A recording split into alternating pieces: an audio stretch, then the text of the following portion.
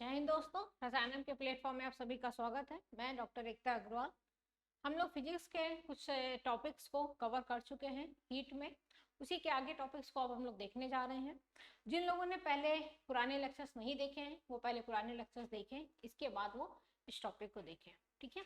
क्योंकि पुराने लेक्चर्स आपके बेसिक हैं हीट के, ये जो लेक्चर है थोड़ा सा एडवांस लेक्चर आ जाता है। उसी में क्वेश्चन जो हैं वो उस लेक्चर से भी आएंगे आपके, और इस लेक्चर से भी एग्जाम में क्वेश्चन पूछे जाएंगे। साथ साथ हम लोग न्यूमेरिकल्स भी कर रहे हैं, तो न्यूमेरिकल्स के लेक्चर आप लोग साथ साथ देखते चलिए। जैसे जैसे आपकी जो थ्योरी के लेक्चर्स हो रहे हैं वैसे वैसे आपके न्यूमेरिकल्स के भी लेक्चर हो रहे हैं, ठीक है। तो आज हम लोग जिस टॉपिक की बात करते हैं वो टॉपिक है आपका थर्मोडायनेमिक्स। थर्मोडायनेमिक्स। अभी तक हम लोगों ने हीट की बात की थी, अब हम लोग थर्मोडायनेमिक्स की बात करते हैं। इसको हम लोग क्या कहते हैं? ऊष्मा गतिकी, ठीक है। सबसे पहली बात है ये समझने की ये होता क्या है, ऊष्मा गतिकी क्या होता है। ऊष्मा गतिकी क्या होता है? हीट और हीट मतलब ऊष्मा और मैकेनिकल वर्क। मैकेनिकल वर्क आप इसको कह सकते हो, क्योंकि वर्क एक तरीके की एनर्जी होती है तो हम इसको एनर्जी भी लिख सकते हैं। इसको हम लोग क्या लिखते हैं? यांत्रिक ऊर्जा। इन दोनों के बीच में जो रिलेशन अपने को मिलता है ना, relation between heat and mechanical work के बीच में जो रिलेशन होता है, तो उस रिलेशन को बताने के लिए फिजिक्स के जिस ब्रांच का यूज किया जाता है उसे क्या कहते हैं? थर्मोडायनेमिक्स कहते हैं। तो थर्मोडायनेमिक्स क्या है? एक ऐसी ब्रांच फिजिक्स की जो कि हीट और मैकेनिकल वर्क के बीच में एक रिलेशन को बताती है, ठीक है। तो अब बात कर लेते हैं कि इसमें हम लोगों को क्या क्या पढ़ना है। और ये थर्मोडायनेमिक्स, तो ये तो आप लोगों ने समझ लिया कि एक ब्रांच है फिजिक्स की जो कि हीट और मैकेनिकल वर्क के बारे में एक रिलेशन जो स्थापित होता है उसके बारे में बताती है। तो वो रिलेशन क्या है, उस रिलेशन को जानने की कोशिश करेंगे, ठीक है।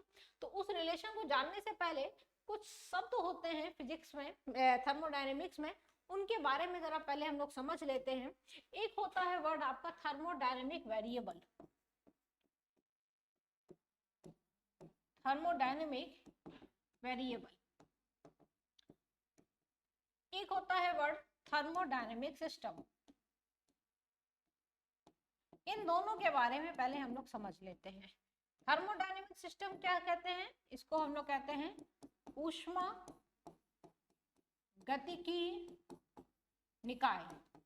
निकाय का मतलब क्या होता है? अगर लेमैन लैंग्वेज में बात करें तो निकाय का मतलब होता है मशीन। निकाय का मतलब क्या होता है? मशीन। वही सिंपल सी मशीन जो कि आप लोगों ने देखा होगा थ्री इडियट्स में। थ्री इडियट थी ना मूवी, थ्री इडियट मूवी में वो प्रोफेसर पूछता है आमिर खान से, है ना, कि मशीन क्या होता है। तो एक बड़ी सी डेफिनेशन बताता है मशीन की, फिर एक छोटी सी और डेफिनेशन बताता है मशीन की। तो मशीन क्या होती है? जो भी हमारे रोजमर्रा के काम को करने में हेल्प करे, जिससे हमारे रोजमर्रा के काम जो है वो आसानी से हो सके, उसे हम लोग क्या कहते हैं? मशीन कहते हैं। सिंपल सी भाषा, सिंपल सी उसकी एक डेफिनेशन है। तो ऊष्मा गतिकी मशीन का मतलब क्या है?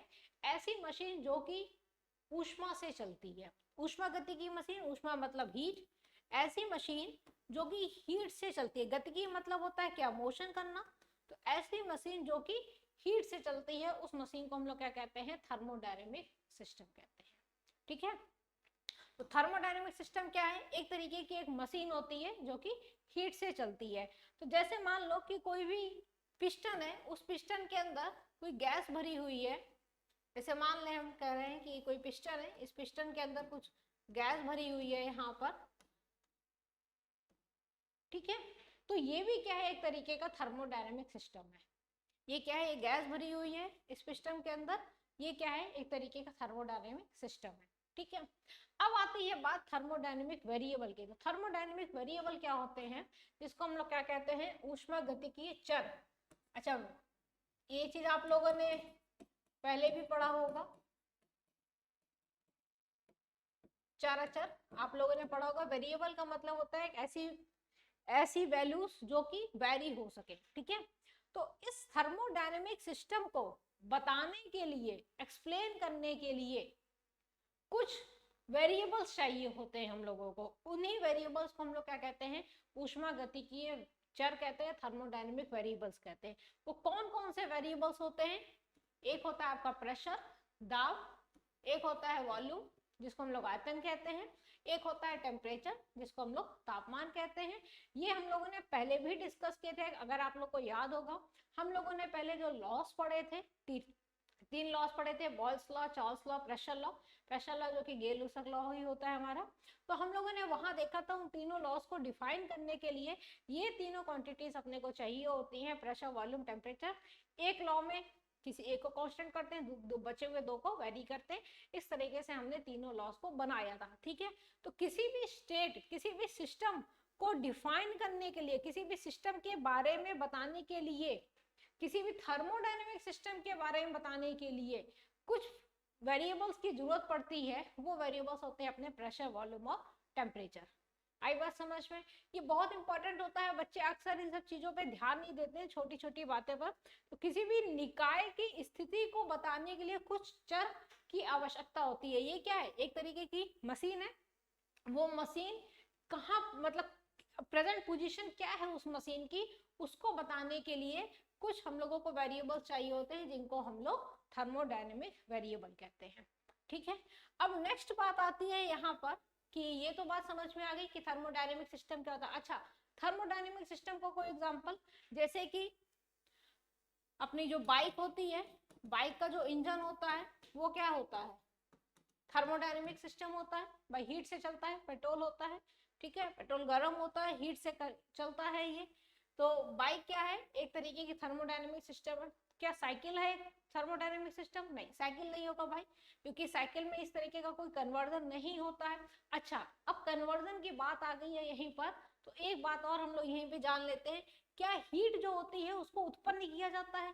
क्या हीट को हम डायरेक्ट उत्पन्न कर सकते हैं? जैसे कि मैंने अभी यहाँ पे आप लोगों को बताया कि थर्मोडायनेमिक सिस्टम का एक एग्जांपल जो है वो है बाइक, है ना। बाइक का जो इंजन होता है वो थर्मोडायनेमिक सिस्टम होता है। तो क्या हीट को यहाँ पर जो ऊष्मा है उसको क्या हम डायरेक्ट उत्पन्न कर सकते हैं? क्या ऊष्मा को डायरेक्ट उत्पन्न किया जाता है? नहीं, ऊष्मा को डायरेक्ट उत्पन्न नहीं किया जाता है। डायरेक्ट ऊष्मा को कहीं से नहीं लाते हैं कि ये हीट है इसको पकड़ लो, ठीक है, ऐसे नहीं उत्पन्न करते हैं। कैसे उत्पन्न किया जाता है? एक वस्तु से दूसरी वस्तु में, मतलब एक वस्तु का इस्तेमाल करते हुए हम हीट को उत्पन्न करते हैं। जैसे कि आप मानिए कागज है, कागज को आप जलाओगे तो आपको हीट मिलेगी, ठीक है। हीट ऐसे नहीं है सन से अपने को हीट मिल रही है, मतलब सन से अपने को हीट मिल रही है, कहीं हीट है नहीं, ठीक है। तो एक वस्तु से दूसरी वस्तु को हीट मिल सकती है, तो जो ऊष्मा होती है वो उत्पन्न नहीं की जाती है, ठीक है, ना ही वो नष्ट होती है, एक से दूसरे में ट्रांसफर होती है। हीट क्या है? एक तरीके की एनर्जी होती है ना, जो कि नाइदर क्रिएटेड नॉट डिस्ट्रॉयड, ठीक है, transfer from one two another. Clear? तो ये बहुत इंपॉर्टेंट है कि जो हीट होती है उसको हम डायरेक्ट नहीं लाते हैं कहीं से। वो क्या होती है? अपनी एक वस्तु से दूसरी वस्तु से में उसको हम लेकर आते हैं, एक वस्तु से दूसरी वस्तु में लेकर आते हैं। कागज को जलाओगे हीट मिलेगी, कागज को जलाओगे तो क्या होगा? पॉल्यूशन, कागज जल जाएगा, हीट निकलेगी, उससे क्या होगा? कुछ पॉल्यूशन भी मिलेगा, पॉल्यूशन ट्रांसफर होगा। कोई हम लोग हैं, ह्यूमन बीइंग है, पॉल्यूशन को क्या करेगा? आदमी ग्रहण करेगा, लेगा, फिर उसको कुछ बीमारियां होंगी, फिर वो मर जाएगा तो फिर वो मिट्टी मिलके फिर से एक तरीके का ये पूरा एक साइकिल चलता रहता है, ठीक है। तो ये जो हीट होती है neither created nor destroyed, convert from one form to another. Clear ये बात? तो अब ये जो बातें हैं कि हीट जो होती है उसको डायरेक्ट हम कहीं से नहीं ला सकते हैं, तो इसी पे बेस्ड कुछ लॉज फिजिक्स के बनाए गए थे, थर्मोडायनेमिक्स के लॉज बनाए गए थे। वो लॉज आपके यहाँ बहुत इंपॉर्टेंट है, उस पे बेस्ड आपके यहाँ क्वेश्चन पूछा जाता है। तो ये जो पहला लॉ होता है कि डायरेक्ट ऊष्मा कहीं से नहीं ला सकते हैं, ऊष्मा को हम कहीं उत्पन्न नहीं कर सकते हैं। ठीक है, यही होता है इसका पहला लॉ। तो जो ऊष्मा गतिकी का जो प्रथम नियम है, फर्स्ट लॉ ऑफ थर्मोडायनेमिक्स। अच्छा, अभी इसकी एक कहानी भी बताएंगे। ये जो आप लोगों ने पढ़ा होगा कि एक जीरोथ लॉ ऑफ थर्मोडायनेमिक्स, तो पहले फर्स्ट लॉ आया था थर्मोडायनेमिक्स का। ठीक है, पहले थर्मोडायनेमिक्स का फर्स्ट लॉ आया था, फिर सेकंड लॉ आया था, फिर एक और थर्ड लॉ आया था, जिसको हम लोग जीरोथ लॉ ऑफ शून्य नियम कहने लगे थे बाद में, क्योंकि वो एक्चुअली में बेस था थर्मोडायनेमिक्स का। ठीक है, लेकिन आया तो सबसे पहले फर्स्ट लॉ ही था, जिसको हम लोग क्या कहते हैं, ऊष्मा गतिकी का प्रथम नियम, ऊष्मा गति।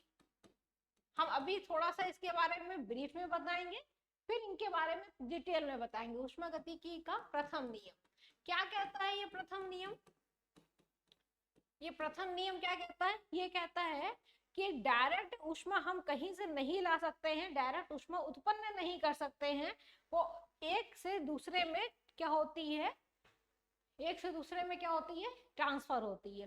ठीक है, तो प्रथम नियम ये कहता है इसका कि अगर हमारे पास कोई भी निकाय है, मतलब किसी निकाय, हिंदी में लिखने की जरूरत नहीं है, एक्सप्लेन कर देते हैं, बता देते हैं कि कोई भी थर्मोडायनेमिक सिस्टम है, उस थर्मोडायनेमिक सिस्टम को अगर हम कोई एक, हम क्या कर रहे हैं, उसको कोई हीट दे रहे हैं। अगर कोई भी थर्मोडायनेमिक सिस्टम है, उस थर्मोडायनेमिक सिस्टम को अगर हम हीट देते हैं, ठीक है, मतलब कोई भी निकाय है, ऊष्मागतिकी निकाय है, उसको अगर हमने ऊष्मा दी है, तो वो ऊष्मा कहाँ कहाँ खर्च होगी उसको बताने के लिए ये प्रथम नियम आया था। ठीक है, वो ऊष्मा कहाँ कहाँ खर्च होगी, वो ऊष्मा जो है सबसे पहले तो उस निकाय की, उस सिस्टम की जो इंटरनल एनर्जी है उसको बढ़ाने में खर्च होगी। ठीक है, उस सिस्टम की जो इंटरनल एनर्जी, जिसको हम लोग आंतरिक ऊर्जा कहते हैं, उसको बढ़ाने में खर्च होगी। जब ये बढ़ जाएगी जितना इसको बढ़ना था, उसके बाद बची हुई ऊष्मा जो है वो क्या होगी, वो वर्क डन करेगी। फिर उस बची हुई ऊष्मा से वो सिस्टम जो है वो क्या करेगा, वर्क डन करेगा, काम करेगा, यांत्रिक कार्य करेगा। आई बात समझ में? तो ये जो हीट होती है, जो हीट ऊष्मा हम देते हैं किसी भी थर्मोडायनेमिक सिस्टम को, वो सिर्फ कार्य करने में खर्च नहीं होती है, बल्कि पहले वो उस सिस्टम की इंटरनल एनर्जी को बढ़ाएगा। इसके बाद जो बचेगी, उस बची हुई ऊष्मा से क्या होगा, कार्य होगा।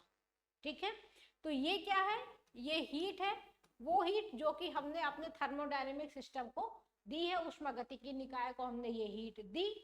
इस हीट का उसने क्या इस्तेमाल किया, सबसे पहले तो उसने उस सिस्टम की जो इंटरनल एनर्जी है उसको बढ़ाया, आंतरिक ऊर्जा जो होती है सिस्टम की उसको बढ़ाया। इसके बाद जो बची हुई ऊर्जा थी उसका क्या किया उसने, उससे उसने कार्य किया, मैकेनिकल वर्क किया, उससे उसने मैकेनिकल वर्क किया, यांत्रिक कार्य किया, किए कार्य। आई बात समझ में? यही होता है फर्स्ट लॉ ऑफ थर्मोडायनेमिक्स। ये फर्स्ट लॉ ऑफ थर्मोडायनेमिक्स क्या है, इक्वेशन के फॉर्म में लिखा गया है। किस फॉर्म में लिखा गया है, समीकरण के फॉर्म में। अगर पहला लॉ थर्मोडायनेमिक्स का आपसे पूछा जाए कि समीकरण के फॉर्म में प्रथम नियम, ऊष्मागतिकी का प्रथम नियम लिखें, तो वो यही होता है जो अभी आपको दिख रहा है। क्लियर ये बात?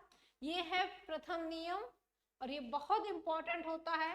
काफी बच्चे इस नियम को भूल जाते हैं, उनको पता नहीं होता है कि ये प्रथम नियम है, द्वितीय नियम है, कुछ भी बना देते हैं। तो ये क्या होता है, ये प्रथम नियम होता है, उसका इक्वेशन के फॉर्म में होता है, यानी ऊष्मा जो है उसको दो भागों, दो रूपों में वो बदल जाती है। एक तो पहले इंटरनल एनर्जी, फिर कार्य। जैसे कि मान लो तवा है, खाना बनाते हो, ठीक है, तवा को सबसे पहले क्या करते हो, गैस पे चढ़ाते हो, चूल्हे पे चढ़ाते हो तवा को। मान लो कि तवा को तुमने ये तुम्हारा तवा है, इसको मान लो कि अगर हमने 100 कैलोरी हीट दी, ठीक है, इसके ऊपर हमने ये रोटी रख दी, अभी तवा जो है वो गर्म भी नहीं हुआ था, हमने इसके ऊपर रोटी रख दी, तो क्या ये रोटी स्टार्ट हो जाएगी सेकना? नहीं होगी। क्यों? सबसे पहले ये तवा गर्म होगा, इस तवे को जितनी इंटरनल एनर्जी चाहिए होगी, जितनी ऊर्जा चाहिए होगी, उतनी पहले ये ग्रहण कर लेगा, फिर ये बची हुई ऊष्मा जो है वो किसको देगा? रोटी को देगा।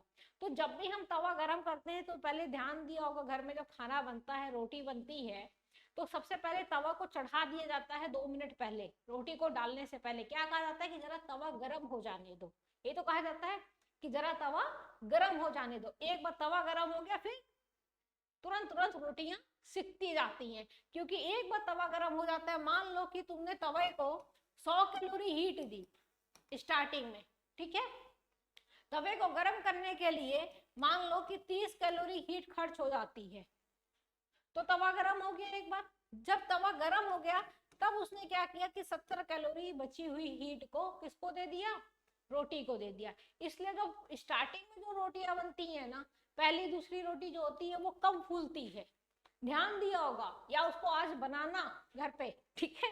तो जो पहली दूसरी रोटी होती है ना, वो उतनी अच्छे से नहीं फूल पाती है, क्योंकि उस रोटी को, क्योंकि तवा पूरी तरीके से गर्म नहीं होता है और हम रोटी को डाल देते हैं, ठीक है। लेकिन जब एक बार तवा गर्म हो जाता है तो फिर तवे को ऊष्मा नहीं चाहिए होती है, फिर सारी ऊष्मा कौन ले जाती है? रोटी ले जाती है। इसलिए जब दूसरी तीसरी रोटी हम देते हैं और हम हीट तो उतनी दे रहे हैं, 100 कैलोरी हमने हीट दे रहे हैं, तो वो पूरी की पूरी हीट कौन ले रहा है? वो रोटी ले रही है, ठीक है। इसीलिए क्या किया जाता है कि तवे को पहले 2-3 मिनट छोड़ दिया जाता है, उस पर रोटी नहीं डाली जाती कि पहले तवा गर्म हो जाए। तो ये एक एग्जाम्पल होता है किसका? फर्स्ट लॉ ऑफ थर्मोडायनेमिक्स का, प्रथम नियम, उष्मागतिकी का प्रथम नियम। इसके बारे में डिटेल में और भी चर्चा करेंगे, आगे चर्चा करेंगे। अभी हम थोड़ा सा बताना केवल चाह रहे हैं कि पहला नियम होता क्या है, ठीक है। तो ये तो हो गया तुम्हारा पहला नियम। इसके बाद दूसरा नियम जो आया था थर्मोडायनेमिक्स का, सेकेंड लॉ ऑफ थर्मोडायनेमिक्स, उष्मागतिकी का द्वितीय नियम जो आया था, ये था फ्लो पे, प्रवाह के ऊपर था ये नियम। प्रवाह मतलब फ्लो, फ्लो के बारे में इसने बताया था। इस नियम ने किसके बारे में बताया था? फ्लो के बारे में बताया था। तो इस नियम ने कहा था कि हमेशा जो हीट है वो हॉट बॉडी से कोल्ड बॉडी की तरफ ट्रांसफर होती है। हमेशा हीट हॉट बॉडी से कोल्ड बॉडी की तरफ ट्रांसफर होती है, ठीक है। हमेशा, कभी भी ऐसा नहीं होता है कि हीट कोल्ड बॉडी से हॉट बॉडी की तरफ ट्रांसफर हो। तो यही था अपना उष्मागतिकी का द्वितीय नियम था। आज जैसे कि आप लोगों ने ध्यान दिया होगा, जाड़े में कोई बढ़िया रजाई में बैठा हुआ है एकदम गर्म, कोई बाहर से आता है, क्या करता है? रजाई में जाके घुस जाता है। क्यों? वो इसलिए क्योंकि वो जानता है कि जो रजाई में पहले से बैठा हुआ है ना, ये तो पहले से आराम से बढ़िया गर्म है, और कोई बाहर से आया एकदम ठंडी में लाल था एकदम, तो वो क्या किया? जाके उसी रजाई में घुस गया। ये था कोल्ड। क्यों? क्योंकि इसको पता है कि हीट कहाँ से ट्रांसफर होती है? हीट ट्रांसफर होती है फ्रॉम हॉट टू कोल्ड। उसको पता है कि ये गर्म है, मैं ठंडा हूं, तो हीट जो है वो हॉट से कोल्ड की तरफ ट्रांसफर होगी। मैं रजाई में जाऊंगा, मुझे भी गर्म, मैं भी गर्म हो जाऊंगा, ठीक है। इसलिए जाड़े में क्या होता है, जो लोग पहले से रजाई में बैठे होते हैं, जो और जिन लोगों को किसी दूसरे को परेशान करना होता है, वो क्या करते हैं? रजाई में जाके बैठ जाते हैं, ठीक है। क्योंकि उनको पता होता है कि हीट जो है वो हॉट बॉडी से कोल्ड बॉडी की तरफ ट्रांसफर होती है। यही होता है उष्मागतिकी का दूसरा, ठीक है। और देखो, इसके बाद जब उष्मागतिकी का दूसरा नियम आ गया था, तो उसके बाद हुआ क्या? ये कहा गया कि जो हीट है हॉट बॉडी से कोल्ड बॉडी की तरफ कब तक ट्रांसफर होगी? आखिरकार कब तक कि ट्रांसफर होती जाएगी? तो हॉट बॉडी का टेम्परेचर क्या ऐसा हो सकता है किसी समय पे कि हॉट बॉडी का टेम्परेचर कम हो जाए और जो कोल्ड बॉडी उसका टेम्परेचर बढ़ जाए? नहीं, ऐसा नहीं हो सकता है। हीट हॉट बॉडी से कोल्ड बॉडी की तरफ ट्रांसफर तो होगी, लेकिन कब तक होगी इसका निर्णय कौन लेगा? इसका निर्णय लेता है जीरोथ लॉ ऑफ थर्मोडायनेमिक्स। इसका निर्णय कौन लेता है? जीरोथ लॉ ऑफ थर्मोडायनेमिक्स, शून्य नियम, शून्य नियम, ये लेता है इसका निर्णय। तो इसने क्या कहा? इसने कहा कि भैया जो हीट है वो हॉट बॉडी से कोल्ड बॉडी की तरफ तभी तक ट्रांसफर होती है जब तक इन दोनों बॉडीज का जो टेम्परेचर हो वो बराबर ना आ जाए। ठीक है, मतलब हॉट बॉडी का टेम्परेचर घट रहा है, घट रहा है, घट रहा है, कोल्ड बॉडी का टेम्परेचर बढ़ रहा है, बढ़ रहा है, बढ़ रहा है, लेकिन कब तक? जब तक इन दोनों बॉडीज का टेम्परेचर क्या हो, बराबर ना आ जाए, तब तक ये प्रोसेस जो है वो चलता रहेगा। जब तक हॉट बॉडी का टेम्परेचर कोल्ड बॉडी के बराबर ना आ जाए तब तक ये प्रोसेस चलता रहेगा। तो जीरोथ लॉ ऑफ थर्मोडायनेमिक्स जो था वो इसी सेकंड लॉ के बाद ये कॉन्सेप्ट, मतलब सेकंड लॉ में दो पार्ट्स थे।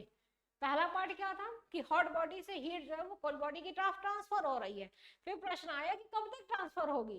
तो तब तक ट्रांसफर होगी जब तक दोनों बॉडीज का टेम्परेचर बराबर ना आ जाए। ठीक है, तापमान दोनों बॉडीज का बराबर ना आ जाए तब तक ट्रांसफर होगी।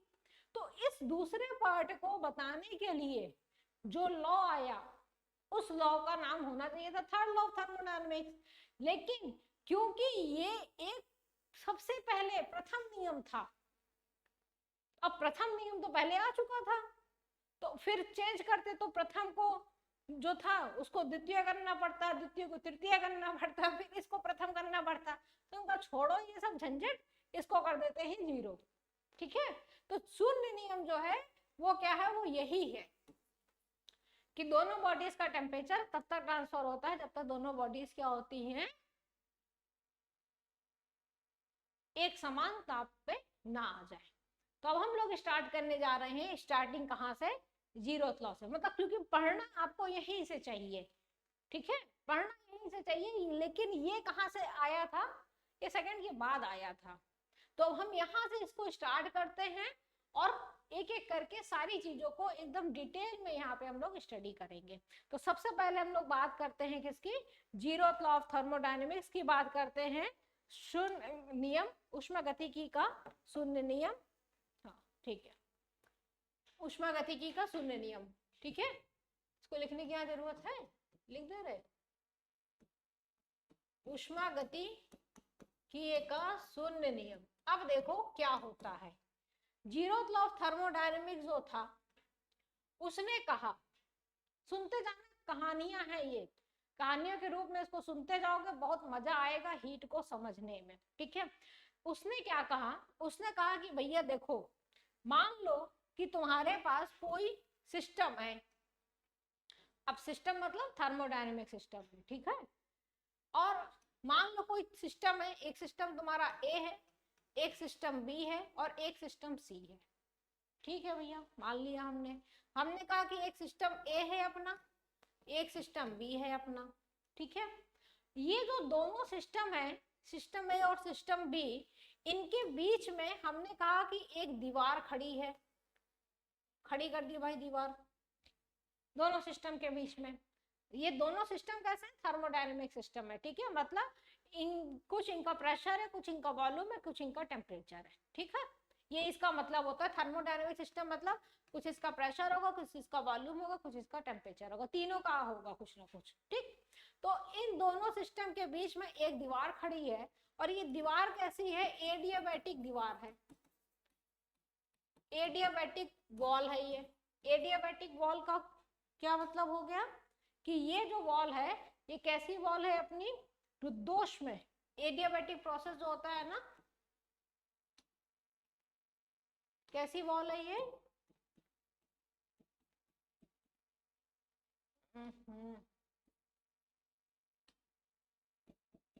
रुद्धोष्म दीवार है ये। ठीक है, अब इसका मतलब तो पहले समझ लो। एडियाबैटिक का मतलब क्या होता है, रुद्धोष्म का मतलब क्या होता है? एडियाबैटिक का मतलब होता है कि सिस्टम जो है उसका बाहर के साथ में कोई भी हीट का आदान प्रदान नहीं होगा। मतलब कि यहां से कोई हीट इधर नहीं जाएगी, इधर से कोई हीट इधर नहीं आएगी। एडियाबैटिक का मतलब होता है no transfer of heat, heat का कोई ट्रांसफर नहीं होना है। ठीक है, मतलब ऐसी दीवार खड़ी कर दी कि ना इधर की हीट इधर नहीं जाएगी, इधर की ऊष्मा इधर नहीं जाएगी, इधर की ऊष्मा इधर नहीं जाएगी, बीच में एक दीवार खड़ी कर दी। ठीक है, तो ए और बी के बीच में कैसी दीवार खड़ी है? एडियाबैटिक दीवार खड़ी हुई है। ठीक है, और बी और तीसरा जो है एक सी भी तो था ना, तो तीसरा सिस्टम सी था वो ये है मान लो, और ए और सी जो है ये दोनों क्या है? आपस में थर्मल इक्विलिब्रियम में है। ए और सी क्या है? आपस में थर्मल इक्विलिब्रियम में है। कहाँ है? थर्मल इक्विलिब्रियम है। थर्मल इक्विलिब्रियम मतलब ऊष्मीय संतुलन, मतलब इन दोनों का जो टेम्परेचर है वो क्या है? सेम है। थर्मल इक्विलिब्रियम का मतलब क्या होता है कि टेम्परेचर, थर्मल मतलब क्या होता है? हीट। ठीक है, हीट का मतलब टेम्परेचर, यानी इन दोनों का जो टेम्परेचर है वो क्या है? सेम है, यानी temperature of A is equal to temperature of C. ठीक, और जो बी और सी है वो भी आपस में क्या है? थर्मल इक्विलिब्रियम में है। वो भी क्या है? आपस में थर्मल इक्विलिब्रियम में है, यानी ऊष्मीय संतुलन में है। यानी जो बी का टेम्परेचर है वही सी का टेम्परेचर है। तो अब इन दोनों इक्वेशन को जरा अगर हम मर्ज कर दें और देखें कि TA TC के बराबर है और TB TC के बराबर है, तो इन दोनों इक्वेशन से एक निष्कर्ष निकल के आया कि जो TA है वो भी क्या होगा? TB के बराबर होगा। मतलब जो A वाला सिस्टम है, तो A वाला उष्ण गति की निकाय है अपना, इसका जो टेम्परेचर है और जो इसका टेम्परेचर है और जो इसका टेम्परेचर है, ये तीनों आपस में क्या है? बराबर है। ठीक है, या इसका टेम्परेचर आपस में क्या हो गया? बराबर हो गया। यानी जीरोथ लॉ ऑफ जो थर्मोडायनेमिक्स जो था उसने एक ऐसी कहानी को रचा, उस कहानी ने क्या किया? सबका दिमाग हिला दिया। कैसे हिला दिया? उसने कहा कि भैया देखो कोई तीन सिस्टम तो मान लो आपने, ठीक है, पहला सिस्टम और दूसरे सिस्टम के बीच में तो तुमने ऐसी दीवार खड़ी कर दी है जिससे इधर से इधर कोई हीट नहीं जा रही है। जब इधर से इधर कोई हीट नहीं जा रही है, इसका मतलब है कि अगर मान लो इसका टेम्परेचर कम हुआ और इसका टेम्परेचर ज्यादा हुआ तो हीट का तो ट्रांसफर नहीं हो रहा है, तो हीट का ट्रांसफर नहीं होगा तो इसका मतलब है कि टेम्परेचर घटेगा बढ़ेगा नहीं, जितना टेम्परेचर इसका था उतना ही टेम्परेचर इसका रहेगा। ठीक है भैया, समझ लिया हमने। मान लो पहले इसका टेम्परेचर हमने कहा कि भैया 10 डिग्री था, इसका टेम्परेचर हमने कहा 20 डिग्री था, लेकिन अगर ये वॉल ना खड़ी होती बीच में तो कंडक्टिंग वॉल होती। कंडक्टिंग वॉल मतलब कि टेम्परेचर हीट इधर से उधर आदान प्रदान अगर हो सकती तो ये यहाँ से टेम्परेचर क्या होता? यहाँ चला जाता, मतलब यहाँ का जो ऊष्मा थी, हीट थी, वो यहाँ से यहाँ चली जाती, फिर ये दोनों के टेम्परेचर बराबर हो जाते, तो बात समझ में आ जाती। लेकिन जो जीरोथ लॉ ऑफ थर्मोडायनेमिक्स था उसने कहा कि देखो अगर मान लो कि ये दोनों सिस्टम जो है, ठीक है, ये एडियाबैटिक है, मतलब इनमें कोई हीट का ट्रांसफर नहीं हो रहा है, लेकिन ए का सी के साथ में हीट का ट्रांसफर हो रहा है, बी का सी के साथ में हीट का ट्रांसफर हो रहा है, तो ए और सी का टेम्परेचर, ए और बी का टेम्परेचर क्या होगा? आपस में बराबर हो जाएगा। यही होता है जीरोथ लॉ थर्मोडायनेमिक्स। ये स्टेटमेंट के फॉर्म में भी पूछा जा सकता है आपसे, और ये इक्वेशन के फॉर्म में भी आपसे पूछा जा सकता है, दोनों फॉर्म में ये आपसे पूछा जा सकता है। ठीक है, तो क्या होता है कि if system A and B are in adiabatic, ठीक है, and system A and C are in thermal equilibrium, system B and C are in thermal equilibrium, then system A and B are also in thermal equilibrium। तो system A और B भी thermal equilibrium में होगा। ठीक है, यानी कोई ऐसा निकाय ये दोनों ऊष्मीय संतुलन में है, ये दोनों ऊष्मीय संतुलन में है, लेकिन ये दोनों नहीं है ऊष्मीय संतुलन में, तो थर्मोडायनेमिक्स का जो लॉ कहता है, शून्य नियम जो कहता है, वो क्या कहता है कि ये दोनों भी ए और बी भी ऊष्मीय संतुलन में हो जाएंगे। क्लियर? यही होता है थर्मोडायनेमिक्स का जीरोथ लॉ। अब ये बात आती है निकल के, जो थर्मोडायनेमिक्स का जीरोथ लॉ होता है ना, क्वेश्चन बहुत आसान आता है कि ये किसके बारे में बताता है। तो जो थर्मोडायनेमिक्स का जीरोथ लॉ जो होता है, ये एक्चुअली में किसके बारे में बताता है? ये बताता है टेम्परेचर के बारे में। ये टेम्परेचर की डेफिनेशन को डिफाइन करता है। किसकी डेफिनेशन को डिफाइन करता है? टेम्परेचर, ताप। ठीक है, ये टेम्परेचर की डेफिनेशन को डिफाइन करता है, क्योंकि यही हमें बताता है कि अगर इसका ताप और इसका ताप, पहले तो यही था ना कि इसका ताप मान लो 10 था, इसका ताप मान लो 20 था, ठीक है, और इसका ताप क्या था, क्योंकि ये दोनों थर्मल इक्विलिब्रियम में थे, इसका ताप मान लो शुरुआत में 30 था, शुरुआत में, ठीक है, फिर ये दोनों थर्मल इक्विलिब्रियम में आए, इसका ताप क्या हुआ, बढ़ा, इसका घटा, मान लो इसका बढ़ के कितना हो गया, हमने कहा इसका बढ़ के 18 हो गया, ठीक है, और इसका घट के 18 हो गया। रुको, रंग जरा चेंज कर दे, इसका बढ़ के 18 हो गया, इसका घट के 18 हो गया, ठीक, और इसका क्या हुआ, क्योंकि इन दोनों को जब इस मिलाया, अच्छा इन दोनों को मिलाएंगे तो इसका तो इधर बढ़ा, इसका इधर घटा, इधर इसका अगर 18 हुआ तो इसने भी, इसका घटेगा और इसका बढ़ेगा, तो थोड़ा सा इसको वैसे कर लेते हैं जरा, इसका मान लो 15 था, ठीक है, तो इसका बढ़ के कितना हो गया, 18 हो गया, क्योंकि ये दोनों भी थर्मल इक्विलिब्रियम में थे ना, ऊष्मीय संतुलन में थे, तो ये दोनों का टेम्परेचर जो है वो बराबर हो गया। यानी टेम्परेचर के बारे में जो डेफिनेशन है वो कौन देता है, जीरोथ लॉ ऑफ थर्मोडायनेमिक्स देता है। क्वेश्चन जो आता है वो इस तरीके से आता है, बता रहे हैं क्वेश्चन आएगा कि जीरोथ लॉ ऑफ थर्मोडायनेमिक्स जो है वो इंटरनल एनर्जी के बारे में बताता है, आंतरिक ऊर्जा के बारे में बताता है, कि टेम्परेचर के बारे में बताता है, कि कंजर्वेशन ऑफ एनर्जी को शो करता है, कि इसमें से कोई नहीं, ठीक है, ये क्वेश्चन आएगा। तो इसमें क्या है, जीरोथ लॉ ऑफ थर्मोडायनेमिक्स जो है वो टेम्परेचर के बारे में बताता है। आई बात समझ में? किसके बारे में बताता है, टेम्परेचर के बारे में बताता है।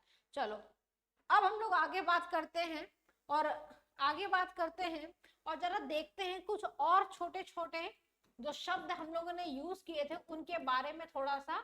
इसके बाद हम फर्स्ट लॉ को बहुत अच्छे से समझाएंगे, क्योंकि उससे क्वेश्चन आपके एग्जाम में पूछे जाते हैं। नेक्स्ट जो आपका वर्ड है वो था इंटरनल एनर्जी। हम लोग काफी देर से चर्चा कर रहे थे, हम बोल रहे थे इंटरनल एनर्जी, इंटरनल एनर्जी। तो इंटरनल एनर्जी होती क्या है, जरा उसके बारे में समझ लो। इंटरनल एनर्जी किसकी बात कर रहे हैं, सबसे पहले बात है कि गैस की इंटरनल एनर्जी की बात कर रहे हैं, गैस के आंतरिक ऊर्जा की बात करते हैं। तो गैस की जो आंतरिक ऊर्जा होती है ये कैसे डिफाइन होती है, पहले ये तो समझो। तो कोई भी गैस के जो मॉलिक्यूल्स होते हैं, गैस के जो मॉलिक्यूल्स होते हैं, हमने कहा कि ये गैस के क्या है, मॉलिक्यूल्स है अपने, ठीक है। तो जो गैस के मॉलिक्यूल्स होते हैं ये क्या करते हैं, ये क्या करते हैं, गैस के मॉलिक्यूल्स जो होते हैं वो रैंडम मूवमेंट करते हैं। मतलब मॉलिक्यूल यहाँ से खिसक के कहीं यहाँ आ गया, यहाँ से खिसक के कहीं आ गया, यहाँ मोशन करते हैं। तो रैंडम मूवमेंट होता है गैस के मॉलिक्यूल्स में, रैंडम मूवमेंट होता है, ठीक है। और एक तो मोशन करते हैं, दूसरा अपनी ही पोजीशन में रह के वाइब्रेशन भी करते हैं, ऐसे ऐसे ऐसे ऐसे घूमते रहते हैं, अपनी ही पोजीशन में वाइब्रेशन भी करते हैं, जैसे कंपन, ठीक है, कंपन करते हैं अपनी ही पोजीशन में रह के। एक तो मूवमेंट करते हैं, दूसरा अपनी ही पोजीशन में रह के वाइब्रेशन भी करते हैं। तो दो तरीके का मूवमेंट होता है जो गैस के जो मॉलिक्यूल्स होते हैं, गैस के जो अणु होते हैं उनके बीच में दो तरीके का मूवमेंट होता है, जिसकी वजह से उन मॉलिक्यूल्स के पास में एक तरीके की क्या हो जाती है, ऊर्जा आ जाती है, जिसे हम लोग क्या कहते हैं, काइनेटिक एनर्जी कहते हैं। क्या कहते हैं, काइनेटिक एनर्जी, ठीक है, क्या कहते हैं, काइनेटिक एनर्जी कहते हैं, ठीक है। अच्छा, तो गैस के जो मॉलिक्यूल्स होते हैं उनके पास में एक तो काइनेटिक एनर्जी आ गई, दूसरा क्या होता है, दूसरा क्या होता है, एक तो आप लोगों ने वर्ड सुना होगा काइनेटिक एनर्जी, दूसरा आपने वर्ड सुना होगा पोटेंशियल एनर्जी, है ना। एक तो उनके पास काइनेटिक एनर्जी आ जाती है, जिसको हम लोग क्या कहते हैं, गतिज ऊर्जा कहते हैं। इसको हम लोग क्या कहते हैं, गतिज ऊर्जा कहते हैं। और दूसरा इनके पास क्या आती है, वो आती है इनके पास पोटेंशियल एनर्जी। अब ये पोटेंशियल एनर्जी कहाँ से आती है, ये भी आपको मालूम होना चाहिए, क्योंकि जो मॉलिक्यूल्स होते हैं ना, इनके पास में दोनों एनर्जी रहती है, काइनेटिक एनर्जी भी होती है, पोटेंशियल एनर्जी भी होती है। पोटेंशियल एनर्जी कहाँ से आई, पोटेंशियल एनर्जी आती है कि जो मॉलिक्यूल्स होते हैं ना, ये एक दूसरे पे फोर्स भी लगाते हैं। ये जो मॉलिक्यूल्स होते हैं, ये एक दूसरे पे क्या करते हैं, फोर्स लगाते हैं। ये जो फोर्स लगाते हैं, इस फोर्स को हम लोग क्या कहते हैं, इंटर एटॉमिक फोर्स कहते हैं। क्या कहते हैं, इंटर एटॉमिक फोर्स कहते हैं। एक दूसरे पर ये जो मॉलिक्यूल्स होते हैं, वो क्या करते हैं, एक तरीके का फोर्स लगाते हैं, जिसको हम लोग क्या कहते हैं, इंटर एटॉमिक फोर्स कहते हैं। एक मिनट को जरा, संभावित ऊर्जा, संभावित ऊर्जा, पोटेंशियल एनर्जी, ठीक है। तो इस तरीके से देखा गया।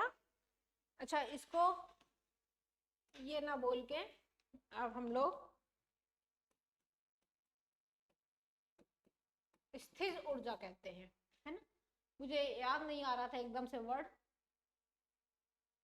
तो मुझे लगा संभावित तो हम लोग नहीं इस्तेमाल करते हैं वर्ड को, हम लोग क्या इस्तेमाल करते हैं, स्थिर, स्थिर ऊर्जा इस्तेमाल करते हैं। और एक और मैं तुम लोग को बता दूं, चलो ठीक है, जरूरत नहीं है।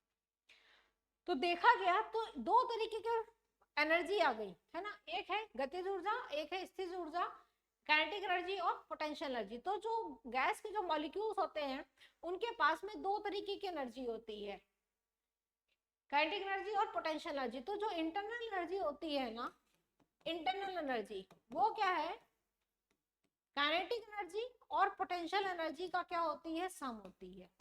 तो जो इंटरनल एनर्जी होती है, जो आंतरिक ऊर्जा होती है किसी भी गैस के मॉलिक्यूल्स की, वो उसकी काइनेटिक एनर्जी और पोटेंशियल एनर्जी का सम होती है। और इंटरनल एनर्जी को हम लोग किससे डिफाइन करते हैं, यू से।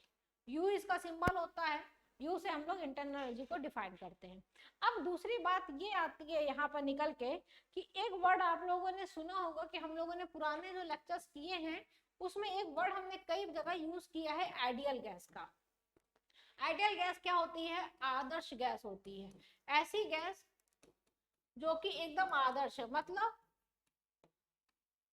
100% सुसज्जित, जिसको कहा जाता है ना कि ऐसा बंदा जिसने आज तक कोई भी गलत कार्य ना किया हो, जिसको हम लोग कह सके आइडियल, जिसने एक चींटी भी ना मारी हो, है ना, उसको कहेंगे आइडियल। भाई आइडियल पर्सन है वो, उसने आज तक कभी झूठ नहीं बोला, राजा हरिश्चंद्र, है ना। तो आइडियल पर्सन, तो आइडियल गैस जो होती है, जिसको हम लोग क्या कहते हैं, आइडियल गैस कहते हैं। आइडियल गैस के बारे में थोड़ी सी जानकारी अपने को मालूम होनी चाहिए, क्योंकि इस पे बेस क्वेश्चन पूछा आता है। एक होती है आइडियल गैस, एक होती है रियल गैस। दो गैसें होती हैं, एक होती है आइडियल गैस और एक होती है रियल गैस। रियल गैस क्या, वास्तविक गैस, वास्तविक गैस, और एक होती है आदर्श गैस। अपने क्वेश्चन पूछा जाता है आइडियल गैस और रियल गैस का, ठीक है, कि ये आइडियल गैस होगी कि ये रियल गैस होगी। तो पहले समझ लो आइडियल गैस के बारे में। आइडियल गैस जो होती है, आइडियल गैस के जो मॉलिक्यूल्स होते हैं, उनके मॉलिक्यूल्स के बीच में कोई भी फोर्स ऑफ अट्रैक्शन जो होता है वो नहीं लगता है। जैसे कि अभी हम लोगों ने देखा ना कि फोर्स ऑफ अट्रैक्शन हुआ, ठीक है। ये जो मॉलिक्यूल्स हैं, ये एक दूसरे पे क्या लगा रहे हैं, इनके बीच में इंटर एटॉमिक फोर्स है। तो ये फोर्स है मतलब बल लगा रहे हैं एक दूसरे पर, मॉलिक्यूल्स के बीच में लगने वाला बल है। तो ये जो आइडियल गैस होती है, आइडियल गैस की अगर हम बात करें, अभी हमें रियल गैस की बात नहीं करनी है, अभी हम बात करते हैं आइडियल गैस की। तो आइडियल गैस के जो मॉलिक्यूल्स होते हैं, वो एक दूसरे पे कोई भी फोर्स ऑफ अट्रैक्शन नहीं लगाते हैं।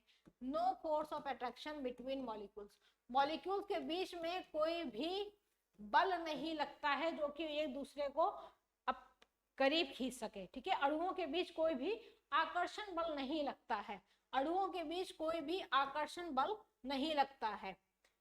लिखने की जरूरत नहीं है, मैंने बोल दिया। तो पहली बात है, आइडियल गैस जो होती है, इसके जो मॉलिक्यूल्स होते हैं उनके बीच में कोई भी अणुओं के बीच में कोई भी आकर्षण बल नहीं लगता है।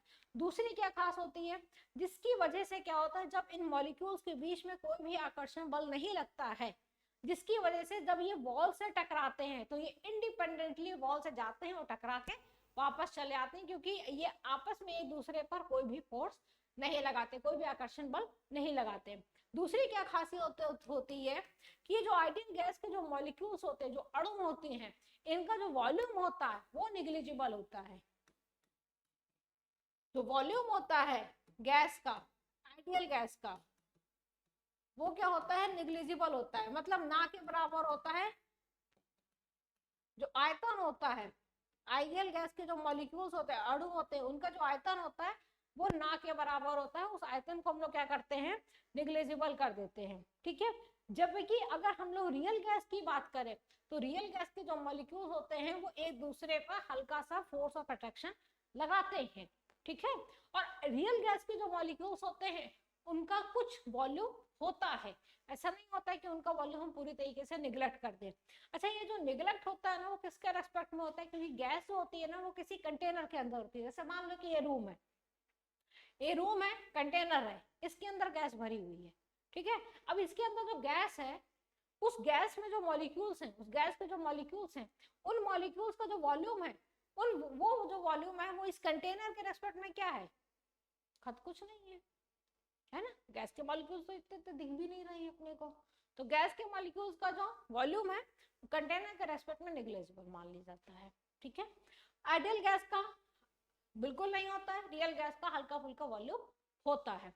तीसरी बात क्या होती है कि जो आइडियल गैस होती है, जो आदर्श गैस होती है, ये हमेशा ही गैस के जो 3 लॉज हम लोग ने पढ़े थे, Charles law, Boyle's law, pressure law, ये तीनों लॉज को क्या करती है, फॉलो करती है।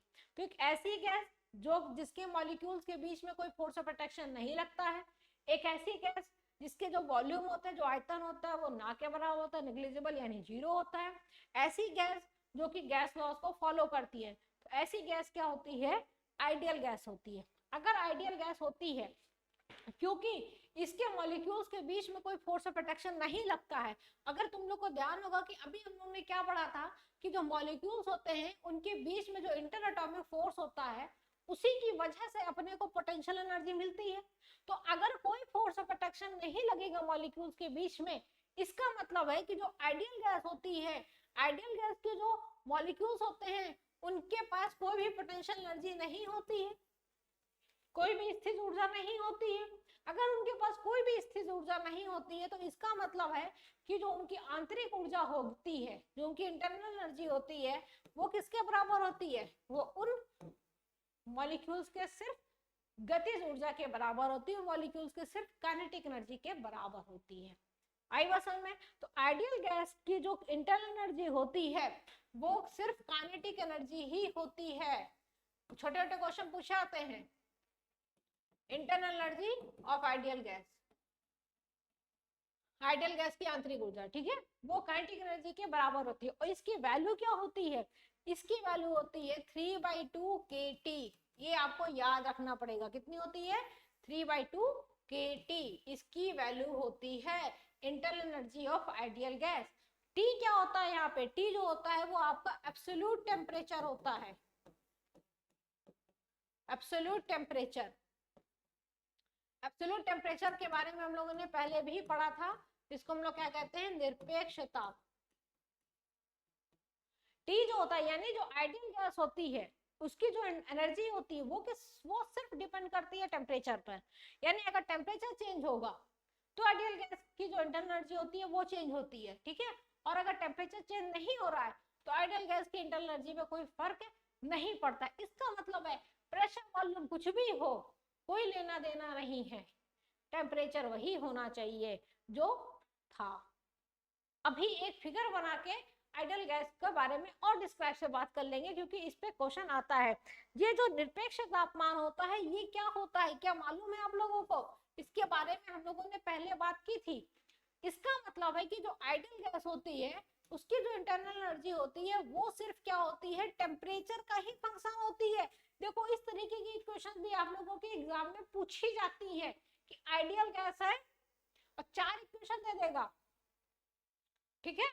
पूछेगा ये किस आइडियल गैस की इक्वेशन कौन सी है। तो आइडियल गैस की जो इंटरनल एनर्जी होती है वो सिर्फ फंक्शन का ही, टेम्परेचर का ही फंक्शन होती है, वो सिर्फ टेम्परेचर का ही फंक्शन होती है।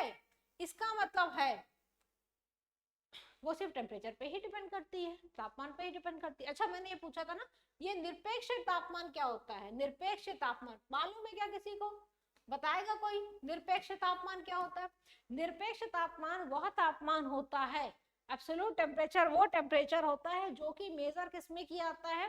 केल्विन में मेजर किया जाता है। और इस टेम्परेचर पर शून्य जो होता है, जीरो जो होता है, वो एब्सोल्यूट जीरो टेम्परेचर ही होता है। मतलब टेम्परेचर पर जब जीरो आता है ना तो वो जीरो केल्विन याद होगा कि एब्सोल्यूट जीरो टेम्परेचर के बारे में हम लोगों ने बहुत डिटेल में बात की थी। तो एब्सोल्यूट जीरो टेम्परेचर जो होता है वो यही होता है, ठीक है। यहीं से अपने को मिलता है जो इसका जीरो होता है ना, एब्सोल्यूट टेम्परेचर मतलब घटाते जाओ घटाते जाओ घटाते जाओ, जीरो पे आ जाओ। तो जीरो जो होता है वो एब्सोल्यूट जीरो टेम्परेचर होता है। इसको हम लोग किसमें मेजर करते हैं? केल्विन में मेजर करते हैं।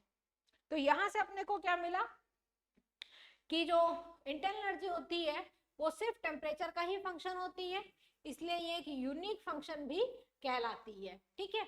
इसको इस तरीके से समझ सकते हो कि जैसे मान लो कि कोई एक, अब हम लोगों ने कोई एक ये ग्राफ बनाया, ये ग्राफ किसके किसके रेस्पेक्ट में है? ये है प्रेशर है और ये है आपका वॉल्यूम है, ठीक है।